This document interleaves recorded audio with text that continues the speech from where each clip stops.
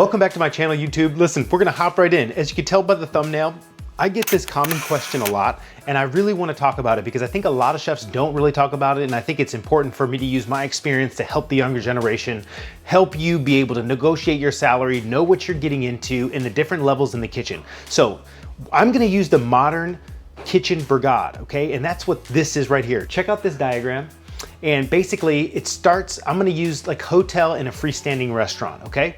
So basically it starts at executive chef. That's the top level, the top dog. Over in Europe, it's the head chef. Then next, it's gonna be the executive sous chef or chef de cuisine, okay? In a freestanding restaurant, it's primarily chef de cuisine. That's the one who runs the restaurant, takes care of the menus and all that. Then below that, it's gonna be the sous chefs, okay? Then the chef de tournant, okay? And then under that, it's gonna be line cooks, then prep cooks, and then commis. Okay, commis and prep cooks, pretty much the same thing, right? Just because I put it like this is the brigade, doesn't mean anybody's better than each other, okay? It's just the hierarchy of the kitchen, how the kitchen works.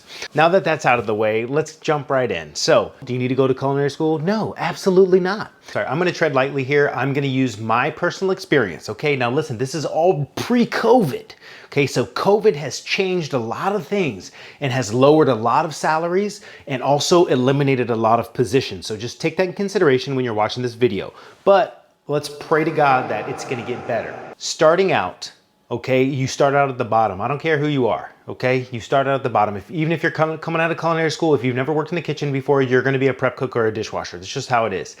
In today's world, I've seen restaurants hire line cooks right off the street. So you might get lucky, but anyways, we're gonna get right into the actual pay. So yes, the pay for cooks and prep cooks, it sucks, okay? It's just the way it is. But if you need money right away, I don't know anybody's financial situation, but I can tell you right now, it depends on the budget of the restaurant, okay? So a good example is a hotel that is making $12 to $14 million in food and beverage revenue is going to be able to pay more than a freestanding restaurant that's only open for dinners that does about, $250,000 to $500,000 a year. So take that in consideration, all right? I guess what I'm trying to say is you have to pick which path you want to go. And, I think the best thing to do if you want to be a chef is go towards a chef-driven restaurant group, okay?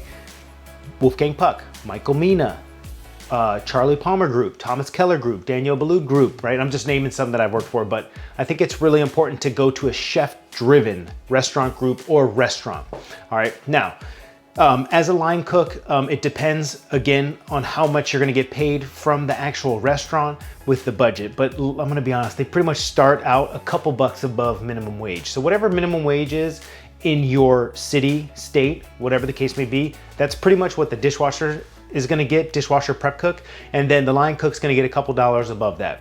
Now, jumping in to being a line cook, you are able to negotiate a little bit higher if you have experience. But in all honesty, listen, a lot of places won't budge, okay? Because whether you like it or not, line cooks are a dime a dozen, maybe not now, but line cooks are a dime a dozen and you have to show yourself, you have to show value. So if you are starting in a restaurant, do yourself a favor and become valuable as a line cook, as a prep cook, as a dishwasher.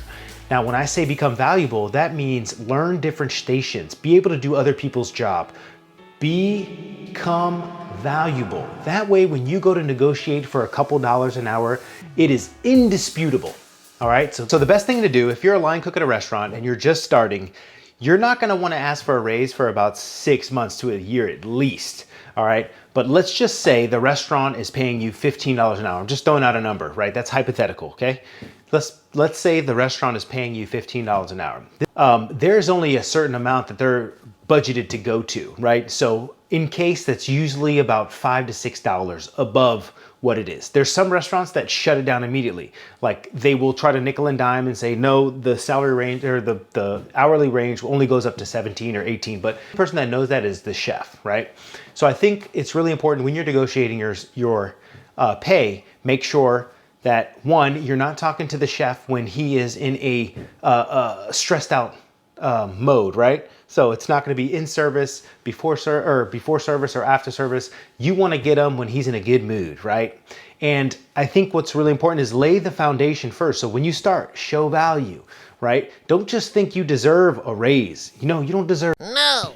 And I'm telling you right now, usually the first time you ask for a raise, you're not going to get it. So what's really important is you lay down the foundation. So good example of that is, hey chef, what do I got to do to bring more value to you? Hey chef, can we have a cup of coffee real quick? Can I talk to you? I want to talk to you about my future. What do I got to do to get to the next level? This is also a good, if you're a line cook, you've been working there for a year now, you've already kind of gave them a heads up about the bump, right? Revisit it, right? But in a positive way, right? Like you need to go there and ready to negotiate, because let me tell you something, it's not that easy to just give more money. All right, it's not easy. It has to go through a process. It takes a while to get approved, especially if you're in a hotel, right? If you're in a hotel, you're SOL, right? Unless it's a privately owned hotel, but like usually corporations have positions with certain rates. So that's a whole nother area I'm not gonna get into. Anyway, moving on. Next, we're gonna talk about a junior sous chef or a salaried role, right? So if you're a junior sous chef, which is a high hourly rate, right? You're gonna notice that, especially if you work overtime, your pay is going to be significantly more than if you were to hop into a sous chef role. And now the thing is sous chef's base salary depends on the budget. But just a good example is, you know, when I became a sous chef, I was only getting paid $45,000 a year. And now that has significantly changed, especially if you're in a metropolitan city or if you are a sous chef in a resort, in a prime location, right? So if you are a new sous chef and you do not have the title yet, let's say if you're a tournant and you're moving up from a junior sous chef to a sous chef role, just get the title, right? Don't worry about the salary. It's gonna suck, whether you like it or not. It's the way it is. You end up working more hours for less pay. It's just the way it is. And hopefully that will change. But what I'm saying is you need that title under your belt, and you need it there for at least 6 months to a year. All right, and the reason why I just wanna get right into that is because I've looked at hundreds of resumes, hundreds, okay? Hundreds. And I think the thing that sticks out the most is that somebody was promoted within that business, right? So if I look at a resume and you are a prep cook for 5 to 6 years, something's wrong, okay? If I look at a resume and you are a line cook for 7 years, something's wrong. Unless you say, hey, no, chef, honestly, I wanted to be hourly and there was a plan behind it, then that's a different story. But just looking at a resume, I want to see progression within a company. And hey, if you haven't been promoted in 1 to 2 years, before 2 years or 2.5 years, it's time to move on. Don't waste your time anymore. You know, like, trust me, do not waste your time. They'll do anything to try to hold you, right? Don't waste your time. You need to move on. You need to move up, okay? So a sous chef salary, if a resort is making, let's say $12 million food and beverage total revenue, the sous chef should be making anywhere from $50,000 to $60,000. That is what I would say. Now, honestly, that's hypothetical, right? There's a lot of things to take in consideration, especially with COVID now. But that was just an example. It's about 0.5% of the total food revenue. And that's just from, you know, that's like kind of like an industry standard. I could be wrong with some places, but, you know, this brings me to my next point. Hold on, I got it written down here. So, what to expect if you are a sous chef at a dinner-only restaurant, right? Let's say the restaurant does $2 million a year, right? That's it. Guess what, man? You're not gonna get paid that much. It's just the way it is. So you better be getting a really good experience. And we're gonna leave it just at that, right? If you wanna go work in Michelin star restaurants, super fine dining, dinner only, you are not gonna be making that much money and you're not gonna be able to get that much money, right? So keep that in mind. If you are looking to get ahead and make more money, my suggestion is go to a food and beverage program that is very busy, okay? And the reason why I say that is because they have a bigger budget to hire more staff, okay? So a good example, if you go to the Holiday Inn over in BFE, and I hope you know what that means, then guess what? If they're not doing that much money, you're not gonna make that much money. Also, don't pigeonhole yourself into being just a fine dining chef. Don't pigeonhole yourself into just being a breakfast chef. You wanna know all of it. You wanna know pastry, you wanna know breakfast, lunch, dinner, brunch, catering, banquets. Know all of it, because then you become valuable to the ownership. Trust me on that. For years, I pigeonholed myself into a 3 Michelin star mindset, and it completely screwed me. And the reason why I say that is because then I didn't have the knowledge and the experience to actually run an operation.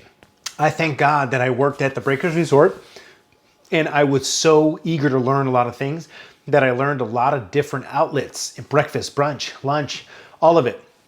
So I knew everything, not at a management level, but as a cook. And I took everything I knew, butchering, you name it. So that is my one suggestion. If you're an executive chef and you only know dinner only, you need to be well-rounded to be able to negotiate a better salary. Also, pro tip, if you go to negotiate at another place, let's say their budgeted amount is 120,000. I'm just using this number, it's hypothetical. It's a new restaurant, whatever the case may be. You're getting paid 130 or 110 or 100,000. You want to negotiate more. Be careful. Because in my experience, and this may have changed, this may change, but they're gonna take that money from somewhere else. So let's say I wanna hop onto a restaurant group and I'm making 110,000 and I want from this restaurant group $130,000 a year, right? Guess what? If I want $150,000 a year, it doesn't matter. They're gonna take that money from your labor module. So they're gonna take a sous chef. They're gonna take a line cook. They're gonna take, this is what happens. So just keep that in mind, that the money comes from somewhere, so be careful when you're negotiating because sometimes it's not worth it. But that's just a little pro tip. Just make sure you see the labor structure before. So if ever I'm looking at an operation, I'm like, hey, what's the budgeted positions for the kitchen? Always look at that first before they, they'll take one away. Okay, also for my management chefs, when negotiating your salary, listen, a lot of companies do this. They try to throw in a bonus to as part of your salary. Trust me when I tell you that, okay? A bonus is just that, it's a bonus. And what you need to say is, I am not gonna factor the bonus into my base salary. My base salary needs to be this number. A bonus is just that, it's a bonus. Don't even let them negotiate that into you, right? They're gonna say, oh, but it's 15%. Oh, it's 20%. Now let me explain. If you asked for $100,000 a year as a executive chef. Oh, no, we didn't talk about CDC or executive sous chef. So the executive sous chef and chef de cuisine is in between the executive chef and the sous chef. If we're talking about the same budgetary constraints, 12 million food and beverage, you could look at that position to be $80,000 to $95,000 a year or 75 to 95. It depends. It really depends on the number of outlets, right? Dinner, lunch, breakfast, the total revenue is what makes a lot of sense, right? So keep that in consideration, but it's in between the sous chef and the executive chef. Now, getting back to the bonus structure. What they're gonna say is like, okay, well, how about this? If you ask for $100,000 a year, they're gonna say, okay, well, listen, we'll pay you $80K base salary and 20% bonus. So you'll get that number in your bonus. And look, if you're dumb like me, you're gonna say, oh, okay, that sounds good. Don't do it. Don't do it. Unless you can say, okay, I need in writing that that's gonna be a guaranteed 20% bonus. And then you'll come out around like 95. But guaranteed in paper, and then write the dollar amount down.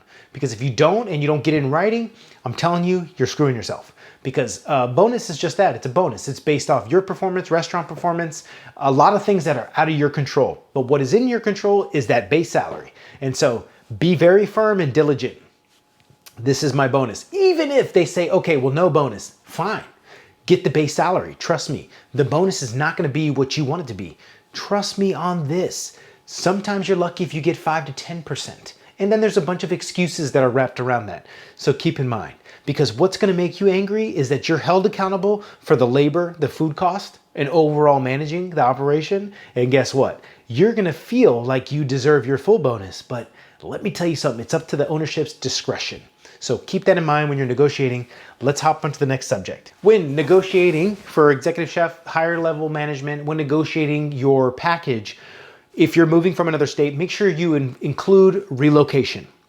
Trust me, throw it in there. They're not gonna offer it to you unless they're a good company, but throw it in there. Relocation package. We call it a relo package.